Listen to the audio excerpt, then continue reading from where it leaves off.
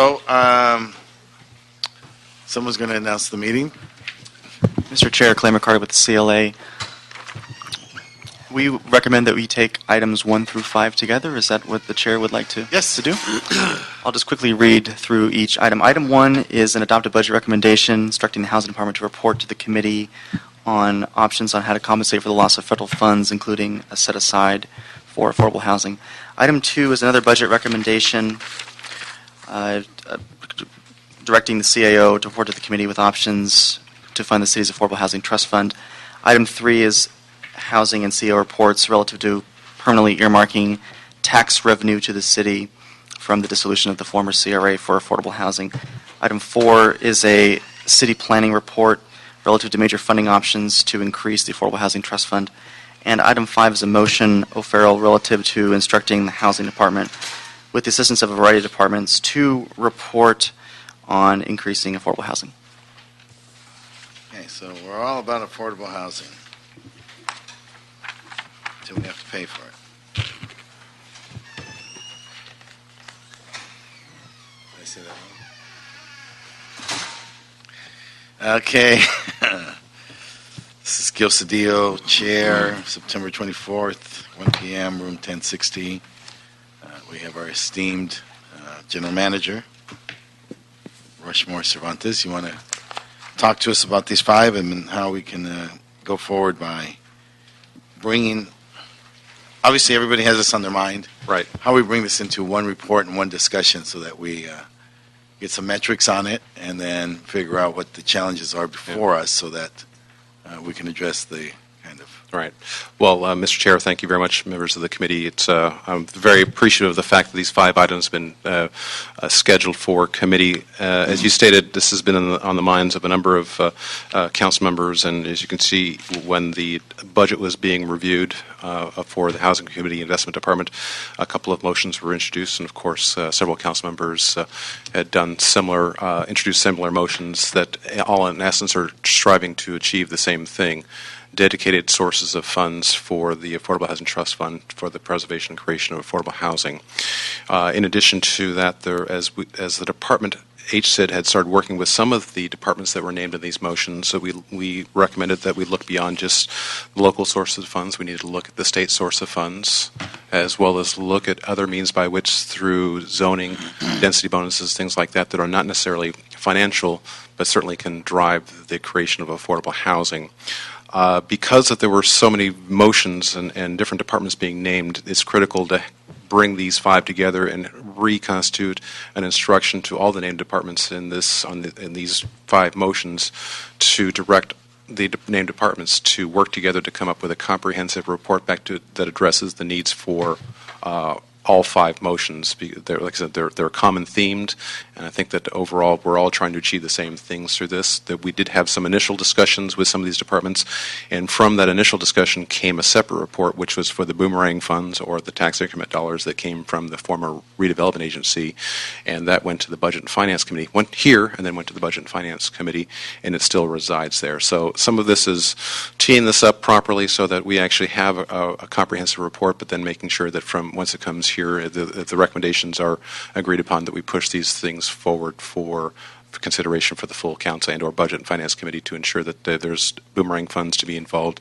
That's now considered general funds, that we get a push there. So by and large, this is there's been some activities, but at this point, these 5 items being heard together, being reconstituted, will help reinvigorate that dialogue.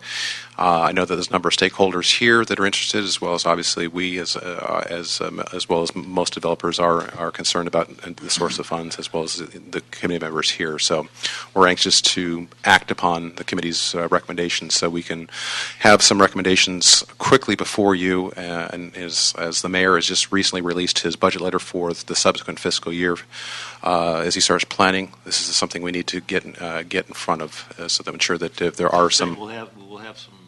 I'd like to have some ideas before the budget, so we can. Oh, that would be the goal, Councilman, because we really need to. If there's going to be discussions about any boomerang funds, we need to have that in now, so that as they start contemplating. Let me understand, Mr. Chair. Yes, please. Let me just understand and clarify. The boomerang funds that have come in to date, that has gone to the general fund. That is Is that correct. correct? And how much has that been? Roughly? Well, as the last I've heard, it was about $152 million. That was maybe. Diminishing over the next several years, or is No, actually, it'll increase as I don't. This the CAO, and I don't mean to speak on behalf of the CAO, but their projections for the next 3 years were approximately $49 million for the next 3 years.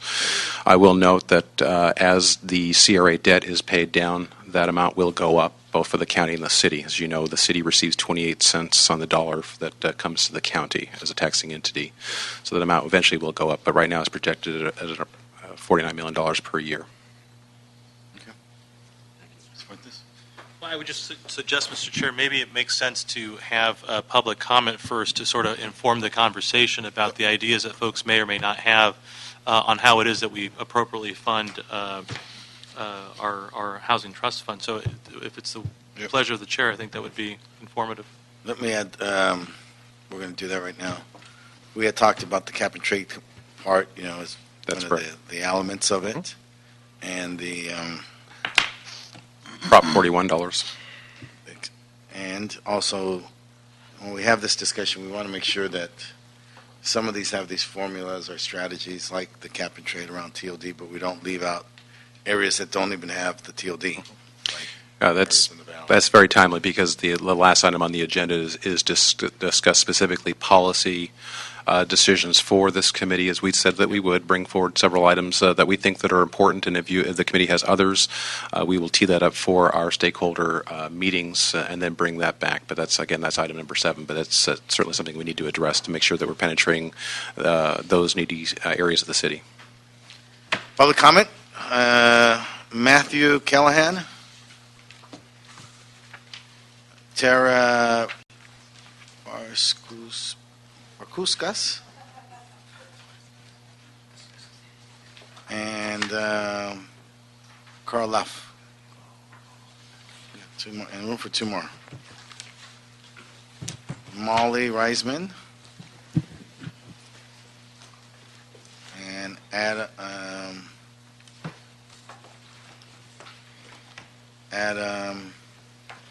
Corin.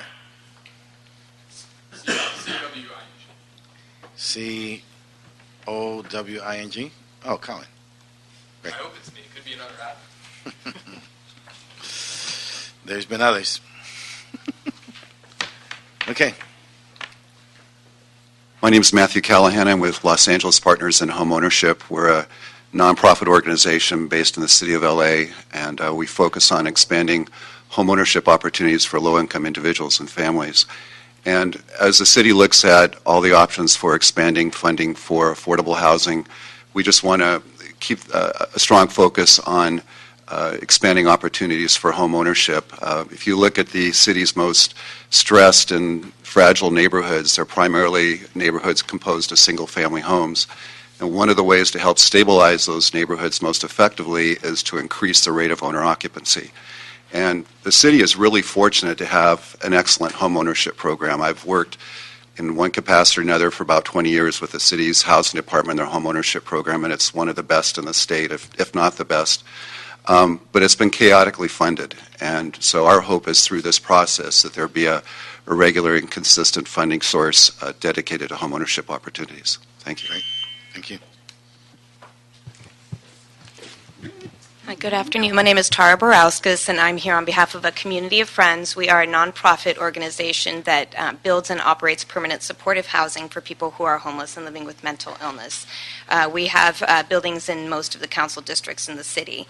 And I would like to just strongly advocate that you find additional resources to fund the Affordable Housing Trust Fund back to the $100 million or more, of course, and to be creative like some of the other cities are, whether it, obviously aside from the Boomerang Fund, which we would advocate some of those funds, but also parking meters, even fees on market rate developments or anything to that effect. And I just wanted to share with you a couple of projects we have in our pipeline. One is a project for single mothers who are homeless and have small children, and there will also be an on-site child care center that will be open to the public.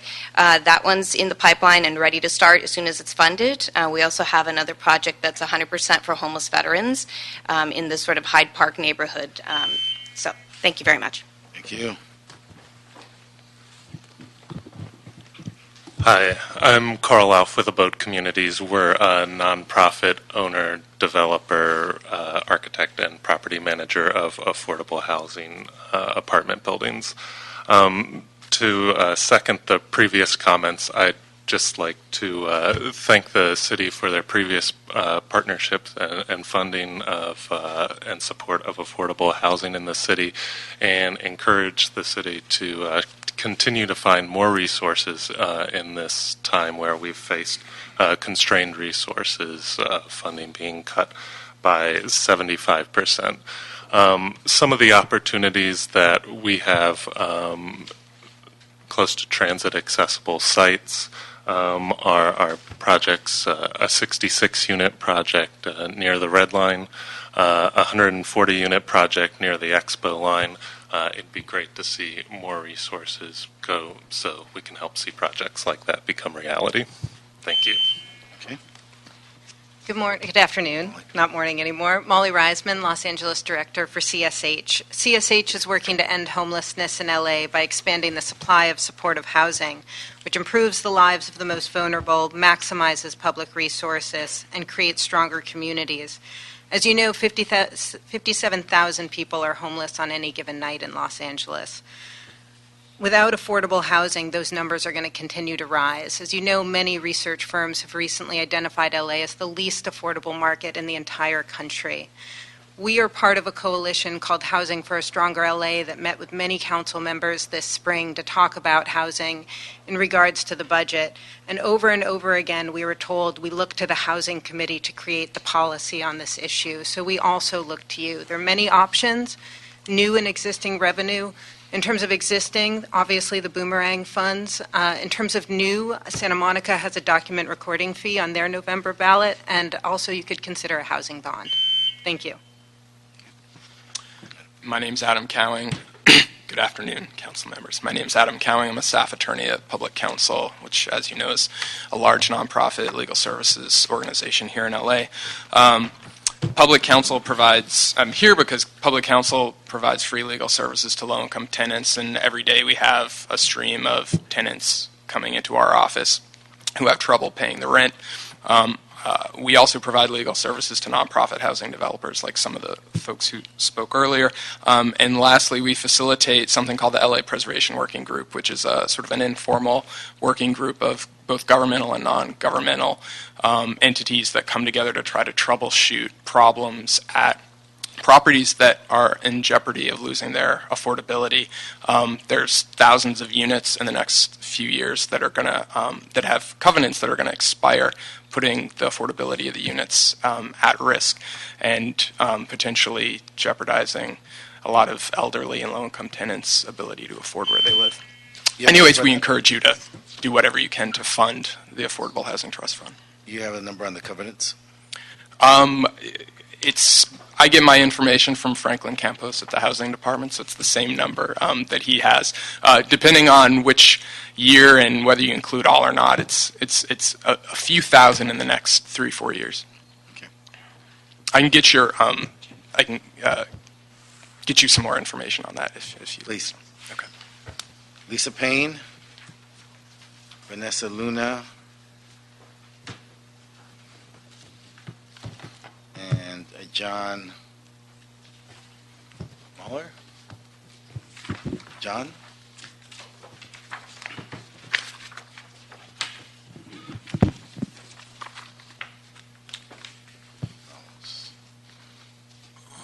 Yes. Hi. Hey.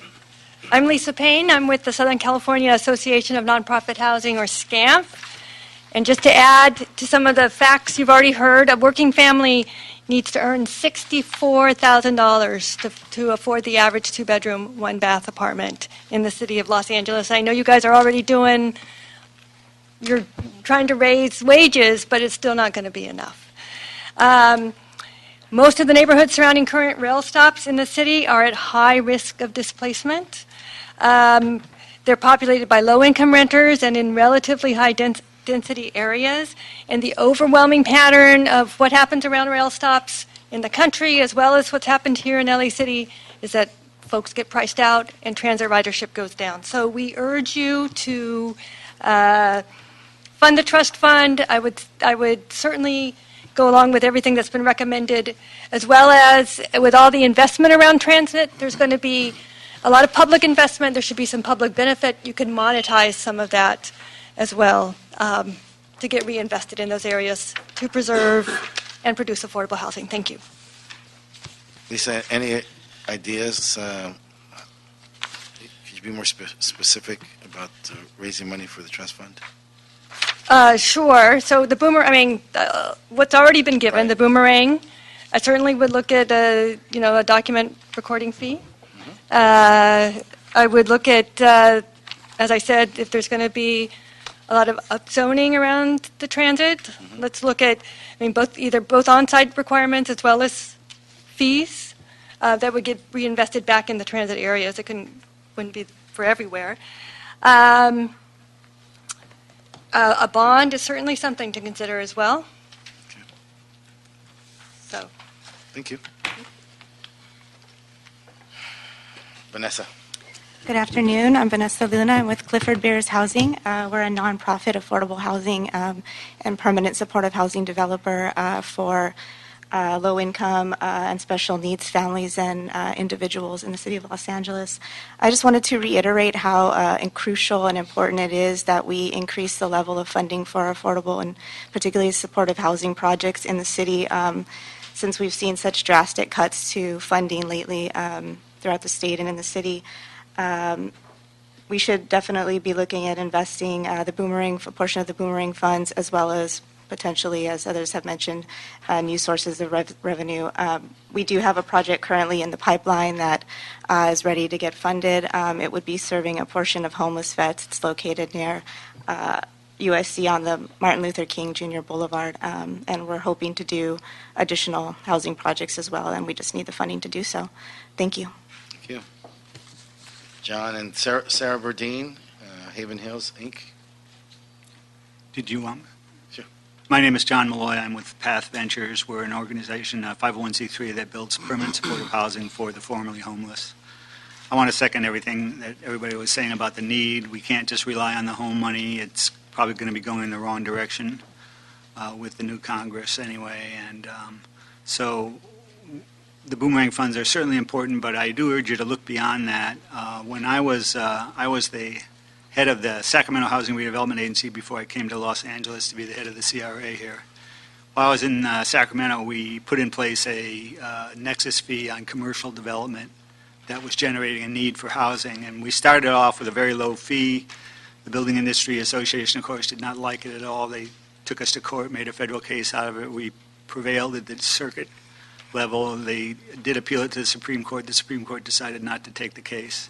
But none of their predictions about the demise of retail and commercial development ever came to pass. The fee was very small, but it has generated several $1 million over the years, and I do encourage you all to take a look at that. I know that there's been some preliminary studies done on it here in Los Angeles as well, but if you were looking for a specific idea to up the trust fund, that'd be it. You prevailed, you said, in Yeah. your court? We prevailed at the federal At the district appellate court level. district? The BIA took it up to the Supreme Court of the United States, and they refused to hear it. So that fee has been in place now for almost 20 years, I think, and it's generated quite a bit of money for affordable housing in Sacramento.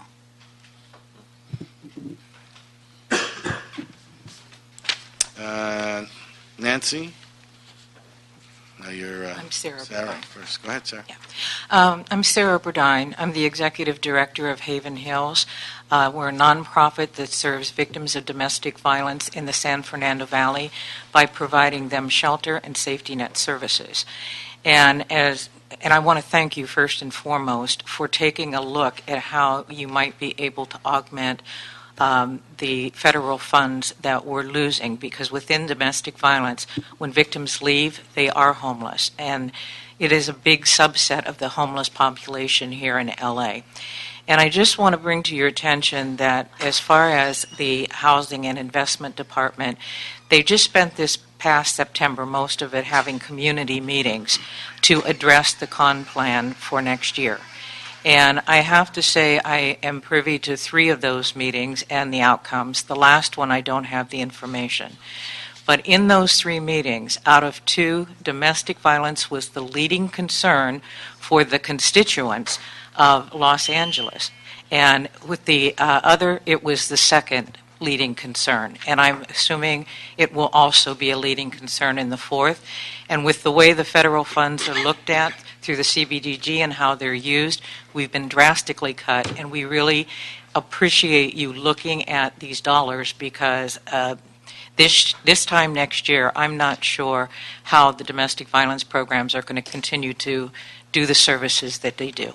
Thank you. Thank you. Deborah, you want to join us? Good afternoon. Speak into the microphone, please. Good afternoon. I'm Nancy Volpert. I'm the Director of Public Policy at Jewish Family Service of Los Angeles. We are the oldest charity in Los Angeles, and among our many programs, we provide 3 shelters for survivors of domestic violence. We have a 24-hour multilingual hotline, and we have counseling services and programs, as well as a DART program. And we appreciate the emphasis on the Affordable Housing Trust Fund and the need for affordable housing. But I want to make sure that in item 1 of the agenda, that you don't lose the emphasis on the need to find replacement funding for the domestic violence shelter programs, because we did take a significant cut through the con plan this year. We have some limited general fund dollars that were put in place to limit the amount of the cuts, but there was still a cut, and we're facing a drastic cut in the year ahead. Chief Beck mentioned at a press conference last week there's been a 30% increase in DV incidents that the LAPD is responding to in the last year. Thank you. Good afternoon. I'm Deborah Saw, Executive Director of the Center for the Pacific Asian Family. We provide, among other things, a crisis hotline in 30 Asian and Pacific Islander languages, providing services to domestic violence and sexual assault survivors. We have an emergency shelter, transitional shelter, and various prevention programming. I'm also here to bring to light the services domestic violence programs provide. As you probably saw in the news, domestic violence is still very prevalent. It is still something that you're seeing everywhere. NFL, and Hollywood, everywhere. So we wanted to just talk about how this is a prevalent problem that is persisting. We are seeing an increase in domestic service need for domestic violence services, so we want to again highlight the drastic cut we've seen happen from the con plan, and we want to make sure that it is addressed for the future year, the 15-16 year. Thank you. Great.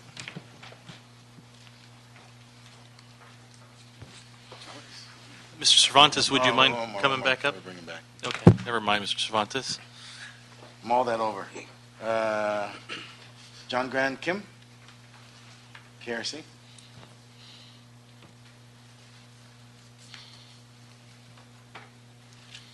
Hi, my name is Jongnan Kim. I'm Health Access Project Director from Korean Resource Center. Our organization provides service for the low-income Korean immigration community.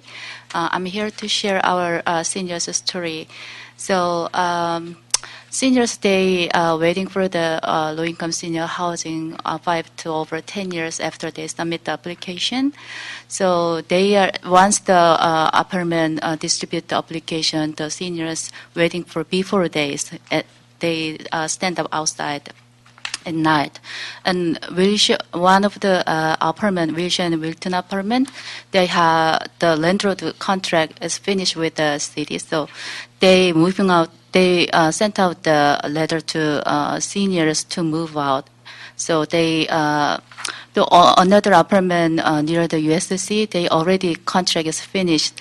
So that's the very one developer. So the seniors they waiting. They cannot go out because there's no senior apartment space. We need more resources for the low-income senior housing. Thank you. Okay, great.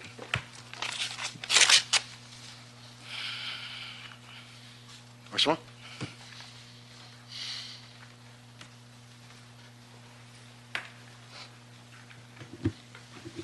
So Mr. Price, I think, touched on it. When do you think we're going to have some policy recommendations on how it is that we fund this in a sort of sustainable way?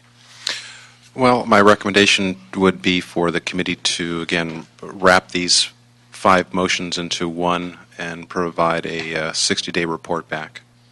And so I'm hoping within 60 days or sooner that we would collectively get the various named departments and come forward with a host of recommendations for consideration. And I mean, some of the obvious ones, I think we talked about the boomerang funds, Prop 41, cap and trade. Remind me, I've forgotten sort of how much was allotted, or I should say made available to be competitive for cities like Los Angeles. I know there was legislation that was enacted.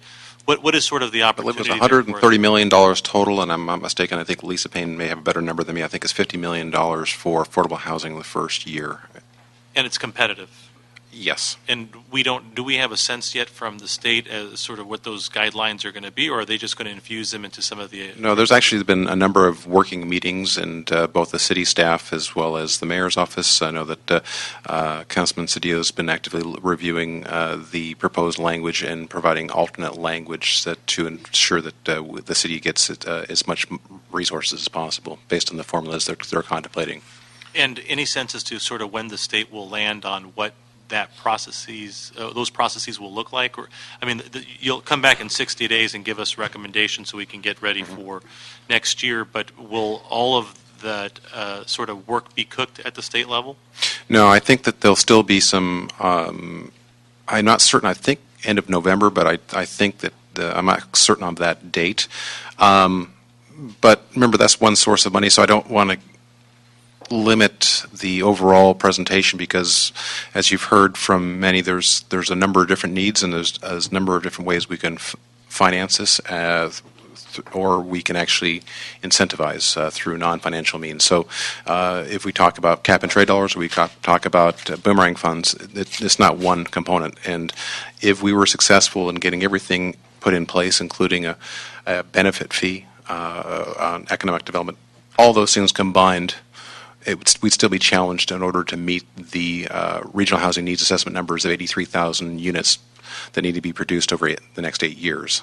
And that's not necessarily all affordable, but by and large, 83,000 is the number for housing just to meet the needs. Again, that's not all affordable, but that's the overall needs for the region. So, am I answering your question specifically when cap and trade the deadline is? I'll report back on that, but I want to keep in mind that all those things together aren't going to be enough. That's why it's critically important. I'm pleased that everyone's here this afternoon to express their concerns about the specifics of whether it be home ownership, affordable housing, domestic violence shelters. They're all equally as important, and all these sources of money are still going to be critically important. Sure, and understanding that it's more than just cap and trade and there's other sort of things. Will your report also look at, it was mentioned that there was a fee that was successfully litigated. I don't know what type of fee that was. That's the benefit fee that you're speaking of? Right. Several years ago, the city commissioned a study by the Economic Roundtable. It was produced. It was released to the prior mayor's office under the Villaraigosa administration, and it has stayed there at this point. It's not been really released at this point, but that's certainly something that we as the former LHD and Housing Community Investment Department would very much be interested in bringing forward as for potential opportunities to create affordable housing. Sure, and so documentary transfer tax, all of that stuff will be sort of encompassed in everything's going to be on the table. Okay, we're going to look at all possible. This is going to be everything but the kitchen sink, and I think we'll just prioritize. And again, they'll be in different buckets, whether they be the local level, the state level, or non-financial means by which to incentivize affordable housing. And my last sort of question, to me it seems like there's a lot of untapped potential with some of our land use, and it's hard to sort of easily see that as you would funds from cap and trade and that sort of thing. But there is a value to sort of that. Will you also have ideas for us from a planning and land use perspective on how to sort of maximize value? Yeah, absolutely. And as a matter of fact, on a parallel track, the mayor's office is developing a sustainability plan. And there's several components to that sustainability plan for the City of Los Angeles, one of which is over housing. And the housing department has, the mayor's office has brought in the Bloomberg Associates. This is an offshoot of former New York Mayor Bloomberg, and he's created this organization. They've come out here and providing pro bono services to assist the city in putting together what the goals will be for the next 3 to 5 years, and then how do we achieve that? And the planning department is part of those discussions, and again, it goes to looking at zoning and different ways that we can incentivize it, because just the financing alone is not going to do it. There's many opportunities that we can address that are non-financial. Very good. Well, I can't wait. Oh, now that can wait. Senator? Thank you, Mr. Chairman. Just a couple of quick questions. You mentioned cap and trade as an area that we're going to explore, or you've already done some investigation and review of that as a potential source, or where are we on that? Well, that's what Councilman Fuentes was asking about that, and actually that is a state set aside. Right.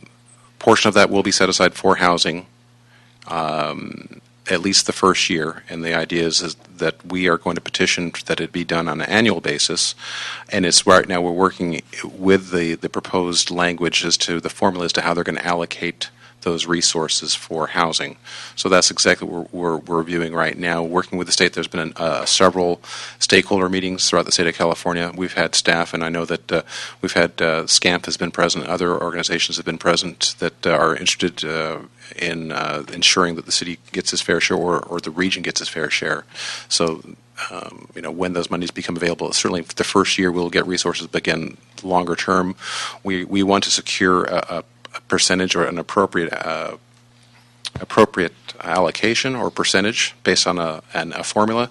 But also there's a separate parallel push, and that is to next year, part of that formula for cap and trade is supposed to capture gas. And when gasoline is brought into the fold, that amount of monies, the pool will increase significantly. So it's very important that we secure our appropriate methodology now, and at the same time ensure that the gas is included in that, because will create a very good source of monies for the trust fund.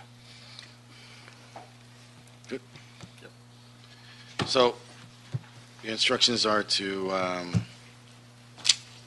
lead with the assistance of the CLA, CAO, give us a report within 60 days to address all the issues raised in the following motions. Do I need to read all the motions into the record? No, I don't think so. Okay. Good. Thank you. Great. Thank you very much. Thank Really you. appreciate it.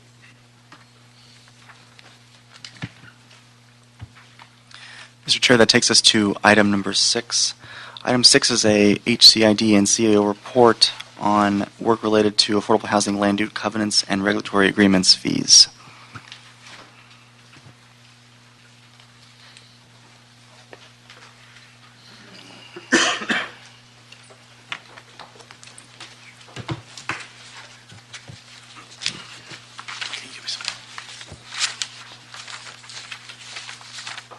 Find my notes here. Hold on.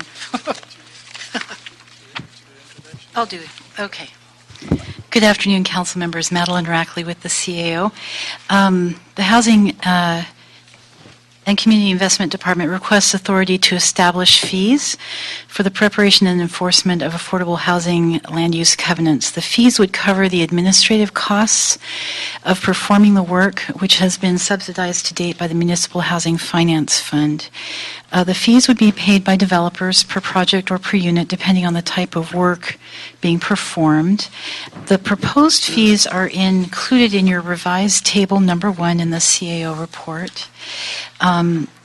If they are adopted, based on the estimated number of units as provided by housing, the fees would generate up to $7.4 million annually in revenues.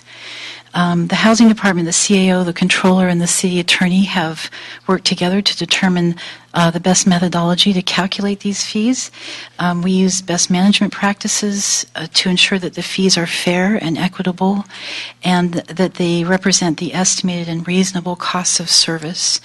The fees as proposed in the revised Table 1 are for full cost recovery. The decision to adopt any or all of these fees rests with the council.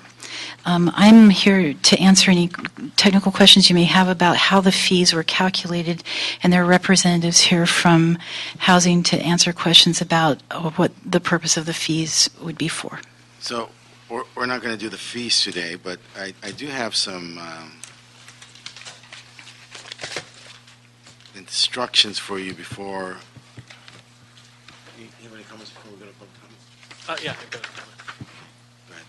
So I think, Mr. Chair, that thanks staff for coming forward with this. I think the gentleman from Public Counsel sort of said it best, that we need to have a really good accounting as to sort of the affordability that's out there and the covenants that are set to expire. And this fee, I think, is the most appropriate way to be able to make sure that we are having our housing partners in compliance. And it certainly is preferred versus having block grant money going towards that expenditure.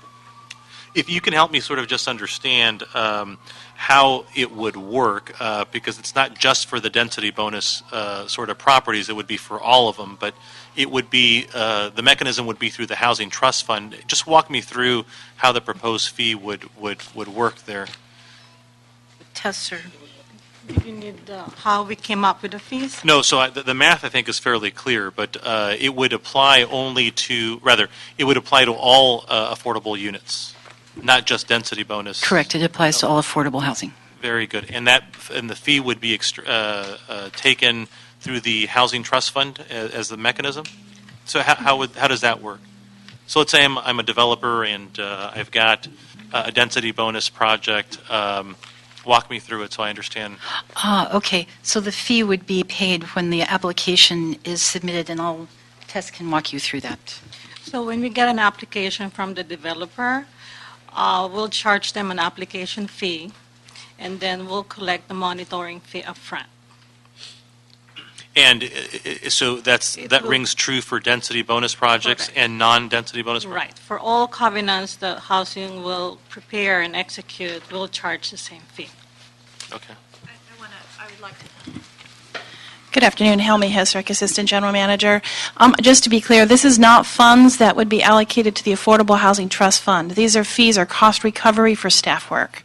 So it would be used as part of the department's budget to pay for the work that is getting done over the 55-year or 30-year covenant period. Very good. Well, I will defer to the chair on whatever action it is that we're taking today, but would urge that we hear this in short order. Thanks. Senator? Just clarify. So these are funds for the administration of the program. It's not going to generate an additional $5 million goes into the housing something. These are all funds required to monitor over the 30-year period, whatever the period is.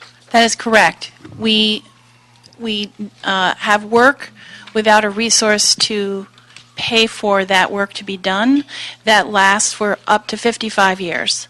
And so these funds would be used as cost recovery for the work. So is it going back on some projects, or this is going forward? Going forward. Council members, also as a side note, the Housing Department has included revenue from this fee in the current year budget, just for your information. Got that. Mr. Chair, I forgot a question. Help me understand nonprofit developers versus sort of for-profit developers. Is there any consideration for either type of developer? Both for-profit developers that are seeking density bonuses or other concessions do have covenants placed on them and would be charged this fee, and nonprofit affordable housing developers that take advantage of the density bonus or other concessions would be charged this fee. The primary difference is for the affordable housing developers that are applying for funding from the Affordable Housing Trust Fund, this would become a cost in the transaction. So it would be an expense of that development that would ultimately potentially seek subsidy through the Affordable Housing Trust Fund. Got it. Thank you. Okay, so public comment. Tim Piaski, Carl Luff, Tara Baranskas, and Lisa Payne again. Item 6. Tim, how are you? Good. How are you doing? Good. Good afternoon, Housing Committee members. My name is Tim Piaski, and I represent the Los Angeles Ventura chapter of the Building Industry Association of Southern California. We share the city's concerns about the lack of affordable housing options in Los Angeles and look forward to working with you about how to increase production and solve this crisis in a mutually beneficial manner. However, imposing new fees on affordable housing production will take us 2 steps back and actually hurt more than it helps. The proposed ordinance, if adopted, would add almost $130,000 in cost to a small 20-unit affordable housing project at a time where we need to focus on reducing costs and barriers to providing affordable housing, not increasing them. This would also potentially constrain housing production, which would have a negative effect on the availability and affordability of housing, thereby reducing the city's ability to achieve its housing objectives. We look forward to continuing these discussions with you. Thank you.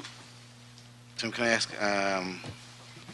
if you guys could suggest alternatives in lieu of the fees? Yes. Okay, thanks. Carl. Hi, Carl Lauf with Abode Communities. This fee is a fee that is certainly a reasonable concept. It's something that is fairly standard in the industry for jurisdictions to recoup their costs that they have with ongoing monitoring. However, as proposed, particularly the ongoing annual monitoring fee is substantially higher than some of the other jurisdictions that monitor such projects. It's 11 times higher than LA counties and 15 times higher than TCACs. So while these are very real costs that are reasonable for the city to recoup, we hope to find some sort of alternative resource or tiered structure to the fee to help cover these costs. Thank you. Thank you. Good afternoon, Tara Borauskas with the Community of Friends, and I'll just echo the comments of the previous commenters. We understand the concept of this fee. We understand that the properties need to be monitored, but we feel that the fee is burdensome. At $206 a unit, it doesn't sound like a lot, but if you take a 50-unit project times 30 years, that's over $300,000. And right now, we're being encouraged to reduce costs because there has been a lot of negative publicity about affordable housing projects being too expensive, and fees such as this will just, increase the burden and be counterproductive to what we're trying to achieve. So we encourage you to think about other ways to fund these monitoring costs, whether it be, market rate projects or other sources that we can think about and share with you. Thank you. Lisa. Hi, Lisa Payne with SCAMF. So I distributed a letter actually from the letterheads from Skid Row Housing Trust, but that's just because they've volunteered to do it. It's part of a informal SCAMF working group on this issue, and our issues are really the same as what's been said, just that this is proportionally out of line with other monitoring costs that other agencies charge, and we additionally feel that this will could hurt competitiveness with LA projects in the tax credit competition. So we appreciate the LA Housing Department has sat down with us to talk about this, and we would like to continue talking about how else we can make sure that they get paid for this work, looking at what they need to really do in comparison to what other agencies are doing and how other agencies are dealing with the costs. So, yeah. Thank you, guys. Thank you. So in the past, we've not had this fee at Rushmore? No. And it was just a political decision not to do it, or there was something else that came into play, or we were raiding money from the Well, when the other funds. Rushmore Cervantes with Housing and Community Investment Department. When the density bonus was initially created a number of years back, there was authority given to both the Planning Department and then LAHD to introduce a fee for the processing. The planning department did this. Housing department did not, for whatever reasons back then. And those costs were basically absorbed through a combination of home administrative dollars as well as CDBG administrative dollars. And over the course of the years, as we've discussed here, when it's just in the con plan, the entitlements have gone down, and proportionally so have the admin dollars. So at the same time, the number of covenants that we have to monitor is increased exponentially. So there's got a point where we don't have the resources by which to pay for a contractor and or the staff to be able to monitor appropriately. In particular, when we talk about the market rate developments, where they're seeking a variance, so in return they produce a number of affordable housing units. Those are non-mission driven organizations in particular, and we must do our due diligence to ensure that we're monitoring those units, to ensure that the city, by virtue of giving up something from the zoning in exchange for affordable housing, that once the first tenants moved on, that we're ensuring that the third and fourth and fifth up through the 30 years is that we've got tenants in there that are actually low-income tenants. And right now we're having great difficulty achieving that. So monitoring that? Monitoring, that is correct. It is a stretch for us, a challenge for us to be able to afford that. And as we see projections of the entitlements for next program year, they're going to continue to go down, and each year as we produce more units, the demand for the monitoring goes up. So it's something that's got to give, and what you have before you has been fairly well vetted by the CAO's office as to what the actual true costs are associated with that, both for the staff time and what we're required to do as far as the monitoring. I do refute some of the comments relative to the monitoring cost versus, say, the County of Los Angeles. We did our own comparisons. It wasn't 11 times greater. It was within the margins as far as costs. So, we're sympathetic to the concerns of the developers, to what Helmy Hizrick mentioned relative to projects that do come into the pipeline. That becomes just an additional expense to the projects, and is absorbed through the cost, the source of monies that we would finance. So it's just an ongoing cost, or excuse me, a one-time cost up front that would be covered through the overall total development cost. For those developers that are coming in that are market rate, that's where the real concern is to ensure that we're monitoring those, and this would enable us to achieve that. And not to saying that they're not doing what they're supposed to be doing, but remember, our responsibility is to ensure that they are doing it. Trust but verify. So, to us, it's a budgetary matter, and we feel the pain. We have one discussion about we need more resources, and there isn't enough money to go around. On the other hand, we're asking for more money, but to us, it's a cost of doing business. We always talk about the front end, but we have just as important a job in the back end to ensure that we're doing everything that we can to ensure that they're habitable, livable homes, as well as that we have the right people in place. Frustration of purpose. Yes. Okay. Item 7. Mr. Chair, so is the item being continued? Yes. Okay, very good. And what is it that we're looking for the department to come back with? I'm unclear as to sort of what, because I'm prepared to vote. I know. This is what we're continuing. Yeah, I thought you said you were going to ask him to bring back some. I'm just curious as to what it is that we're asking him to bring back. Okay. We're asking him to bring back report on the current covenants per council district and per specific type of housing over the last 5 years. The report should include specifics on what the current monitoring HSID does now and its current covenants. So we want to continue for 30 days. And if it's okay with the chair, the comparison as to sort of the cost of service in the jurisdictions that were mentioned, Los Angeles, I don't know if Santa Monica or other folks do that. I think that'd be helpful to. We can certainly highlight that. That would be great. That will be integrated in the request.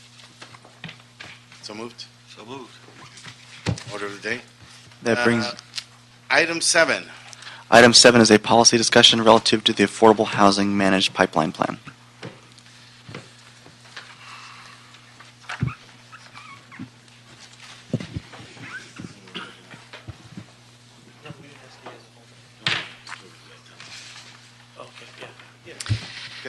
Good afternoon. Manuel Bernal, Director of Housing and Community Investment Department. Thank you for having us. Looking forward to this meeting for a long time. As you know, The City of LA received a City of LA geographic allocation by the Tax Credit Allocation Committee back in January of 2013. And as in response to that, we figured we needed to set up some policies and procedures and regulations to administer how developers and development access those resources. So we drafted and the City Council back in June 28th, 2013, adopted a set of managed pipeline regulations. And we used those managed pipeline regulations to open the doors and select the initial managed pipeline, which as of today, we have 31 projects, 26 of which are TOD projects. And again, that happened in November and in November of last year, and the second wave came in the spring of this year. And those are the projects that we are now nurturing through the process of financing, and we think that's a 2-year batch of projects. Now, when we developed the initial managed pipeline regulations, we knew it was the first time out, and so we committed to ourselves and to the development community to go back on an annual basis to review and adjust those regulations to ensure that we continue to be aligned with the city's priorities as well as funding sources that came through. And this annual review is not foreign, and actually is very well known within the development community. The Tax Credit Allocation Committee does exactly the same thing with their QAP on an annual basis.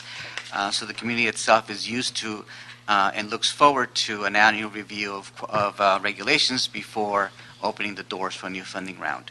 So we thought it would be a good idea to adopt essentially the same process, and that's what we've been doing. So in anticipation of a new round, a new call for projects, which we originally projected to be in November, but I think it's going to have to slip until probably December. We want to launch a 30-day comment period for the managed pipeline regulations. And so I'm here to ask the committee to help us launch the public comment period. So to that end, I'd like to just highlight a couple of policy items that we see, as well as the process that we see moving forward within the next 90 days. Over the last 12 months, we've been both nurturing those selected projects into fully financed form, as well as collecting informal comments and information from our stakeholders, some elected officials, some of our funding partners, and we use those comments to come up with a draft set of regulations to be released for public comment. Based on that, we think that there are two significant policy considerations, and those two are the geographic distribution of resources. How do we do that? Or is the way that we're doing it okay? And the second one being the distribution of resources by housing type. Those are the two big policy discussions I think we're going to face as we go out there and talk to the development community. Let me come back to those for a second. Let me just kind of continue describing the process. So what we want to do is release the draft pipeline, managed pipeline regulations. Engage in a conversation with the community. That conversation will begin at a stakeholder meeting tentatively scheduled to take place October 9th, I think it is. And with that, again, we've done that in the past. We've brought in all the development community, invited everybody, and had a conversation about the changes proposed and talked about certain issues. During the same time period, we have in the past, and we will do it again, had conversations with key funding partners, whether it's the County of Los Angeles, or whether it's the Housing Authority of the City of LA, or whether it's the county's health department. They're all key funders to us, the Tax Credit Allocation Committee. We have focused conversations with them to see how our regulations impact their programs and to make sure they're aligned. So we'll have those as well. And at the end of the 30-day comment period, we'll assemble all the written comments, and as a staff, we'll analyze them, and we'll go back and forth and have a debate, and then adjust our draft based on those comments and submit them for Housing and Committee and Council review, and ultimately, hopefully, approval at the end of that process. So we think we can be back by late November, well, then that's Thanksgiving, so let's say early December. We actually do have a tentative schedule that it might shift, but we think that by December 3rd, we can be back here at committee and hopefully into council by the middle of December. And then at that point in time, we have adopted regulations that we can then open our doors for a new wave of managed pipeline projects that would then close probably at the end of January of next year. And then we'll select some of those. One small tangent that I'd like to mention is that, as we mentioned before, there are a few funding streams coming through. The current managed pipeline regulations do say that we need to prioritize the projects that we've selected to receive that funding source, and we would like to take the opportunity for the committee and the city council as part of this process to reaffirm that position, to ensure that, again, we expedite the projects we've selected, to come through with our mutual commitment to provide certainty for the developers that we've selected. And so we believe that's really one of the important parts of the regulations. Okay, so if I can go back to the two highlighted policy items. Again, it's whether as it pertains to the geographic distribution of resources, the way that the regulations are written today, they really are tightly aligned with the consolidated plan. As you know, the consolidated plan is a TOD-focused consolidated plan. So all our projects projects that are proposed within transit-oriented districts receive a priority in the scoring system. And we have received, as part of the comments that we received over the last 12 months, is that that may leave some areas of the city unserved. So we need to address that. In an early kind of analysis of that, we think that there may be two considerations there. The first one may be to add, to redefine or add to the definition of TOD by adding several elements, which would include, but it may not be limited to, commuter rail or commuter express, that would expand kind of the corridors that could touch different projects.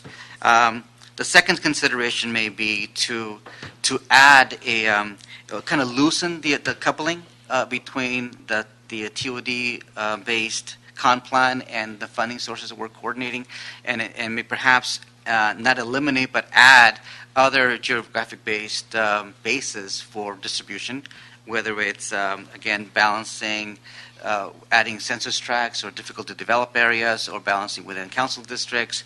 Those are different ways in which we can expand the geographic distribution of resources. Let me get to the second policy item, and that, again, has to do with distribution of resources by housing type. Right now, the regulations have a number for permanent supportive housing. I think it's 300 units, but it only says that 300 units will be in the pipeline. It does not specifically say needs to be produced on an annual basis. It has a kind of an inverse relationship to senior housing. It says we can only have 2 senior projects in the pipeline at any one point in time, and that was really based on the fact that our tax credit allocation process only limits us to 2. The point is that there still isn't a minimum number of housing units being produced by housing type.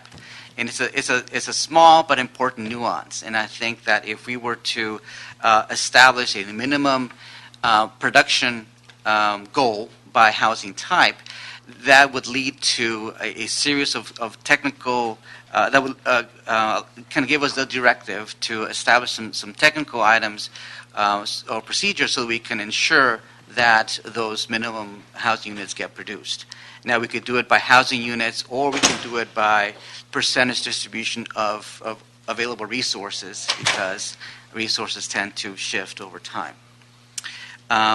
So those, I'll stop there and see if anybody has any questions or comments. I do. Oh, I'm sorry. No, please, Mr. Price.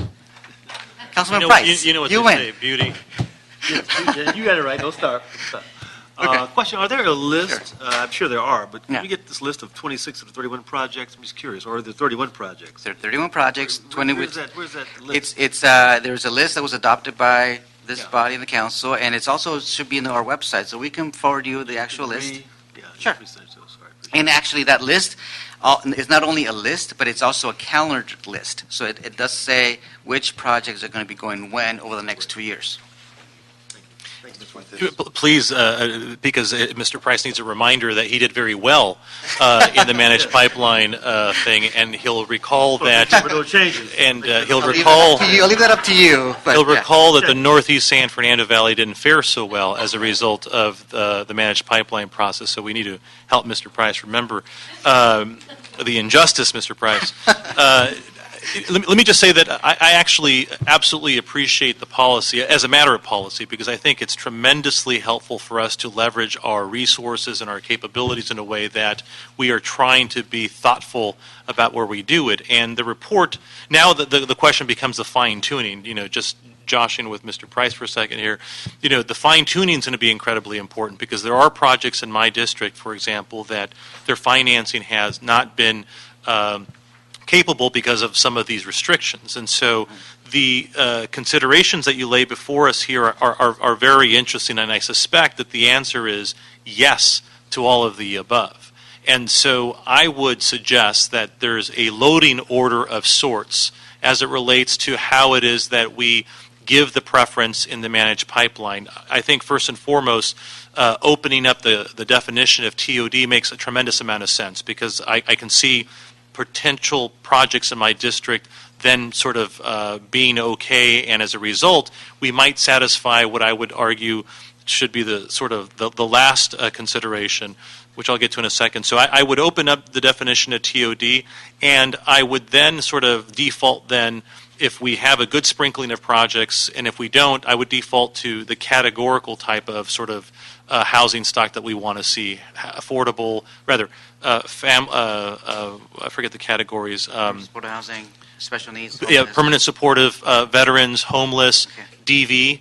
Items 1 through 5 sort of talk about how it is that we need to do more. So whatever those eligible types of housing are, to me, that would be sort of the second thing that I would look to in the managed pipeline. So if you open up TOD, ideally there's a better sprinkling of projects in areas that need them.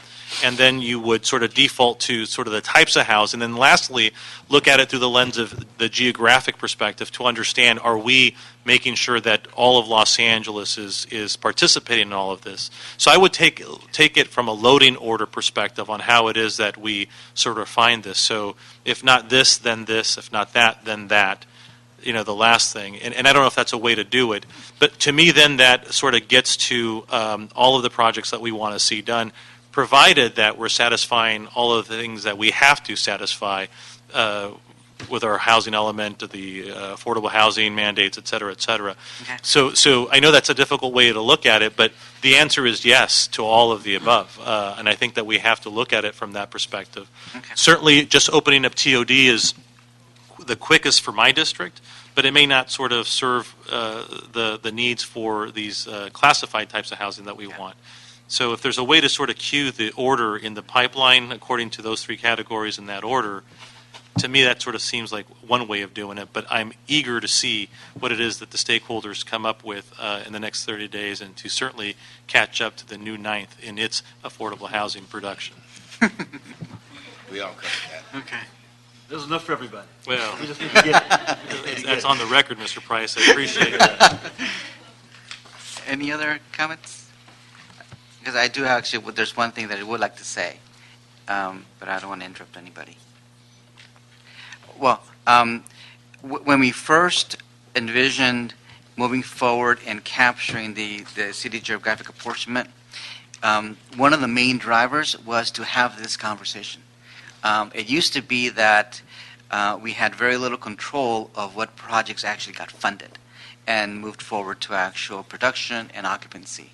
And so we didn't have to have a kind of a tough policy discussion.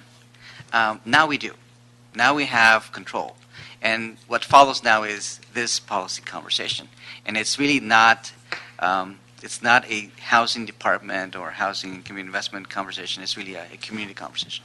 And it's really a tuning of policy that gives us real meaning Yeah. on how it is that we're making this investment. I mean, the Tax Credit Allocation Authority, I mean, as tough as it is to have the conversation and as much as we've lost in the Northeast San Fernando Valley, I still think as a matter of policy, it's the smartest way for us to deploy these resources.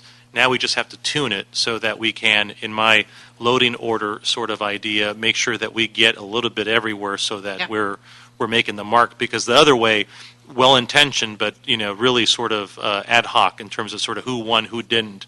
Now making sure that people don't jump the line and really exercising our force in our allocation authority combined with our vision for block grant investment, ideally coupled with how it is that we budget our capital improvement projects in the city. Now we're really playing with fire here, and that's what's exciting about the policy, provided that we tune it. So thank you very much for the presentation, Mr. Chair, for hearing the item today. There's our, That clears the agenda. just public comment. That Thank you very much. is our meeting. Thank you.